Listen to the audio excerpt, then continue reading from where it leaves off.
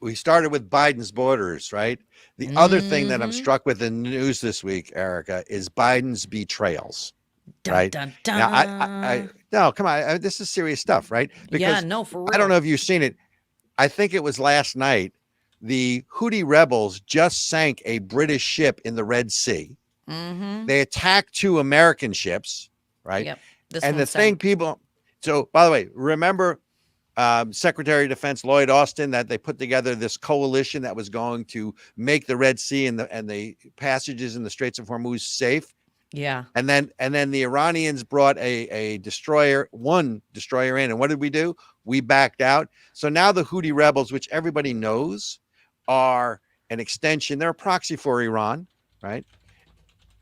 And now they have what's not being reported is they have new missiles that they used, right? Let's go to the article because you know how I like to do that. That way people don't think that I'm making this stuff up, right? So basically, let's see, where am I?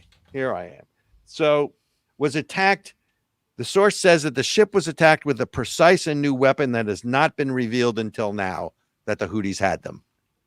So I got a question for you. There's all this discussion about, oh, Biden's going to get us into World War III. Aren't we already in World War III? I mean, can you define for me what would be, it's like when they were trying to, there was no election fraud because, you can't prove it in the courts. So do we have to go to the courts to decide if we're already in World War III? Yeah. It seems to me we are. Don't believe your lying eyes, Robert.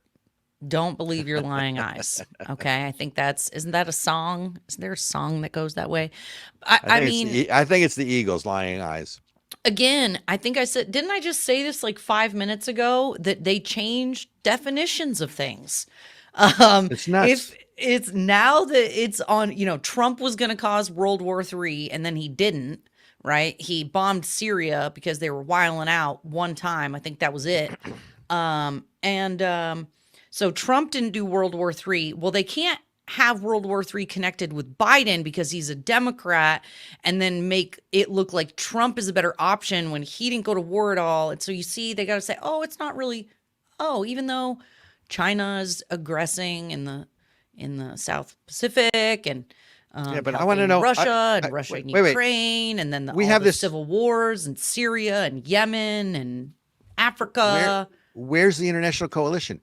The United States supposedly put together an international coalition to make the shipping lanes safe. Well, talk to the British now this morning, right? Yeah. So, and by the way, this is not the Iranian regime proper. These are the Houthi rebels, for God's sakes, right? Yeah, that doesn't mean they're not armed, but guess where they're getting their arms from? I wonder. Here's my thing. How many billions of dollars worth of equipment did we leave in Afghanistan when we bailed? And where do they think that stuff is going to end up? Right. I can't imagine it's all going to stay in Afghanistan. I'm sure that crap is getting sold. Well, it hasn't. No, it hasn't. They've already found some in Gaza, fighting Hamas. But here's the other thing. We're talking about Biden's betrayals, right? A president's job is to keep us safe, right? That's, national security, self-defense, keep us safe. It's the job on top of which is to support our allies. So the other thing that's happening is the Biden administration is now going to the UN Security Council and it's proposing, I believe today, a resolution, right, that declares Israel must declare a ceasefire in Gaza and not go into Rafah or Rafah, depending on how someone pronounces it, which is the last stronghold of Hamas. Right. So, and again, because, we like to go to these sources. Please stop. Wait, Robert. Wait. Okay. So now they finally have all the bad guys cornered. Right. And they're telling them to stop. Mm-hmm.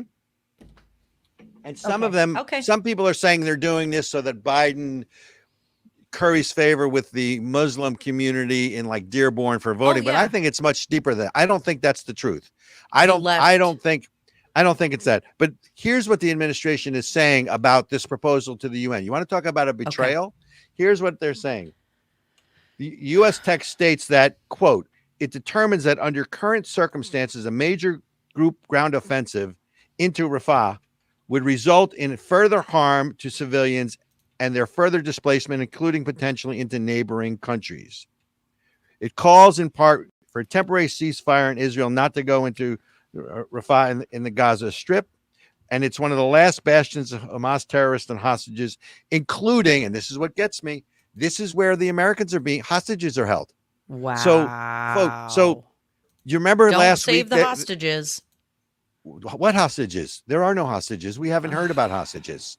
It's not in the press. There is an American hostage crisis like there was with Iran during the Reagan years, and nobody in the press is talking about it. Those two hostages that were rescued by the IDF either last week or the week before were in Rafah, and they were able to get them out, right? So they saved them. They saved them. So the Israeli Defense Force goes in, shows they can successfully do that, and now Biden, forget about the U.S. Abstaining and not voting against a resolution against Israel. The U.S. is now going in and proposing this against Israel behind Netanyahu's back. Now, look, the Israelis are going to do what the Israelis are going to do, and they're not going to listen to this anyways. But you want to talk about a betrayal? Because let's be honest here, folks. Ericka, do we have these clips? Let's remember October 7th. Well, there was, believe it or not, it was actually incredibly challenging to find some images that would be appropriate to be able to actually air without the video getting taken down. And so we have a couple of things. So I'll tell you what, we're going to put these up on Rumble, but the atrocities committed, here's my point, Ericka, the atrocities committed on October 7th is analogous, as we talked about back in October, to our 9/11. So when you're killing, almost 3,000 American citizens by flying planes into buildings, who's going to call in and call for us to have a ceasefire? Yeah, no, but that's what we're doing to. But that's what we're doing to the Israelis, and let's be clear about it. No, we went in and bombed the crap out of a country that had nothing to do with 9/11, and everybody went along with it and said it was fine. But now Israel, who's actually defending itself against actual people who attacked them, not okay. Please continue. No, that's okay. But my point is that what people don't understand is that Israeli values are American values. They forget about the fact that they are our number one ally in the Mideast, let alone perhaps the world at this point.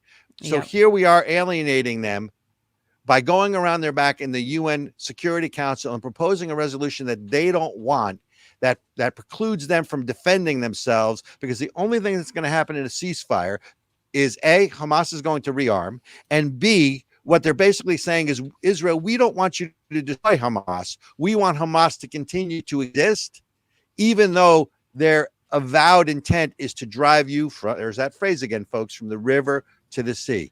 I am apoplectic that this is my government. And so you want to talk about a betrayal? And I don't have this betrayal as someone who's Jewish. I have this betrayal as an American. Right. Yeah. My government is supposed to do what's in our best interest to keep us safe. Somebody needs to explain how that keeps us safe here. Under the heading of it's better to kill them over there than kill them here. How does this keep us safe, Ericka? Well, and that, I think your point to that the American administration, our government, has not been keeping its promises that it has made to our allies. We're sending money, arms, blood, sweat, and treasure to people that are not our allies, to people that we know are corrupt, that we know commit human rights atrocities, and then we don't defend our allies or countries that we have committed to protecting previously. And so you mean like Afghanistan, where we cut and run? Exactly. I mean, and thinking about all of the Iraqi people that we left behind that were translators and helped the American government, who all died, whether it was Iraq, Afghanistan, fill in the blank. If we can't keep our commitments to the people that we say we're committed to, and then we're going to instead give funding, arms, and favor to people that we have, that the world has identified as terrorists, I mean, we're living in clown world, Robert. That is the reality. The Biden administration has done more to ruin America's reputation around the world, more to ruin our standing, our economy, the value of our dollar. I mean, this administration has been more destructive than any administration in previous generations. Well, That's just my opinion. because Biden isn't running it, Obama is, and that's and folks, email me on that one. We'll talk offline, right? But here's the other thing in all of this, right? When you go back to the whole dust up with Trump and NATO, this year, this is the first year since the Cold War that Germany, the largest economic engine in Europe, is going to meet its 2% GDP. That's happening because of Trump, right? That's happening because not necessarily of the one comment, but let's face it, Trump sort of, you'll forgive me, slapped NATO when he was in office anyway, right? Which frankly, I think a lot of the countries deserve. There are 31 countries in there. Supposedly now you're going to have 19 of the 31 who are going to meet their 2% GDP. I'll believe it when I see it, or maybe it's 18%, but craziness, right? So at the end of the day, this is a moribund alliance that I'm not saying it serves no purpose, but it needs to be re-examined. I want to go back to the Israel situation and the betrayal of both American values and American national security and Israeli national security. So Bibi Netanyahu, the prime minister, was at a conference of presidents for major American Jewish organizations. Thank you, William Daroff, close friend of mine, said the following: the release of hostages can be achieved through strong military action and tough negotiations, very tough negotiations. That tough position has to involve the exertion of pressure, and the exercise of pressure is not merely on Hamas itself, but those who can exert pressure on Hamas, beginning with Qatar. Qatar can press Hamas as no one else can. They host Hamas leaders. Hamas is desperate on them financially. I urge you to press Qatar to press Hamas because we want our hostages released. Does it get any simpler than that? And here's Qatar, who is acting as supposedly a good faith negotiator between the parties when they're not an impartial negotiator. They're hosting the terrorists. They financially back the terrorists. They're anti-U.S. And here we go around Netanyahu. Look, some people like him, some people don't. I personally like him. I think he's done a great job. And look, if you want friends in politics, buy a dog. I want a tough leader. Yeah. Right. I mean, the problem, Ericka, is the following. We are now at a point where, because America is not a good ally, we are at the point now where our friends no longer trust us. That's right. And our enemies no longer fear us. That's right. It's a very bad formula. Oh, yeah. And in addition to the fact that I think we covered on a prior show, we are low on munitions. We are low on bullets. So at a time when our enemies are rising in power, they're rising up and they're fighting us, we are depleting our own ability to fight back. We are adding wokeism to the military. We lost tons of service people because of the vaccine mandate. I mean, again, Biden has done more. The Biden administration has done more to damage this country, damage our military, damage our national security, I think, than any other president in history. I mean, we can talk about Woodrow Wilson and FDR and the dumb stuff that they did, LBJ, how they set us up for disaster. But can you think, Robert, in your memory, can you think of a presidency that did this much damage in such short amount of time?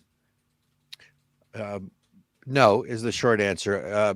Jimmy Carter, I lived through those years. I thought set the low bar for as low as it could be, right? Until this administration. But look, we go back to the conspiracy theorist thing. I for one, do not believe that Joe Biden is running anything. Yeah. I mean, I think that this is, and we're going to talk about it in the next segment, but I think that this is the third term of Barack Obama. I think he has been sort of unchained and unhandcuffed because he doesn't have to run for re-election and nobody's pointing at him. But somebody needs to tell me about all those black cars and limousines that keep going, on a weekly basis to his place in Georgetown. And what do you think they're doing there? And let's not forget Susan Rice was in the White House, and she is, Valerie Jarrett, Susan Rice are attached at the hip with Barack Obama. And this is an anti-colonialist agenda against the U.S. that has all the earmarkings of Barack Obama. Joe Biden is a nice old man. Might not even be nice, but he's certainly an old man. Well, I'll tell you what we don't need is more old octogenarians in office, and that's why. Well, you're going to get Trump. You're going to get Trump. He's going to, Well.